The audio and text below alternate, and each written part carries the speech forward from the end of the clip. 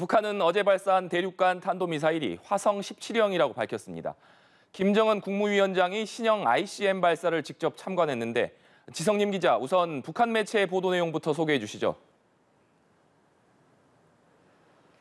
네, 북한은 어제 평양 순환비행장에서 신형 대륙간 탄도미사일 화성 17형을 시험 발사했다며 오늘 발사 장면이 담긴 영상을 공개했습니다.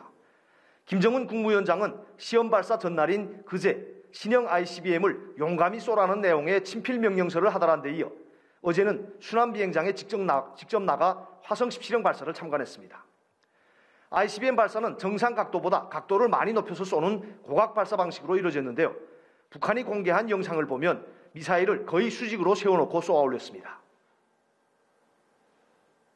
대륙간 탄도미사일 화성포 17형은 최대 정점 고도 6,248.5km까지 상승하며 거리 1,090km를 4,052초간 비행하여 네, 화성 17형을 정상 각도로 발사할 경우 최대 사거리는 15,000km를 넘을 것이란 관측이 나옵니다. ICBM 발사 성공에 고무된 김 위원장은 북한의 전략 무력이 미국의 어떠한 군사적 시도도 억제할 수 있는 만단의 준비 태세에 있다며 미국과의 군사적 대결 의지를 불태웠습니다. 우리 국가 방위력은 어떠한 군사적 위협 공갈에도 끄떡없는 막강한 군사 기술력을 갖추고 미 제국주의와의 장기적 대결을 철저히 준비해 나갈 것이라고 말씀하셨습니다. 김 위원장은 또 압도적인 군사적 공격 능력을 갖추는 것이 곧 전쟁 억제력이라며 핵미사일 능력을 계속 강화하려는 결심은 확고부동하다고 강조했습니다. 네, 지 기자, 일각에서는 북한이 어제 쏜 것이 화성 17형이 아니라 화성 15형일 수도 있다는 관측도 나오던데요.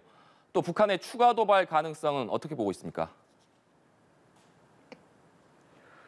네, 군 당국은 어제 이뤄진 ICBM 발사에 앞서 북한이 최근 3차례 화성 17형을 발사한 것으로 파악하고 있는데요.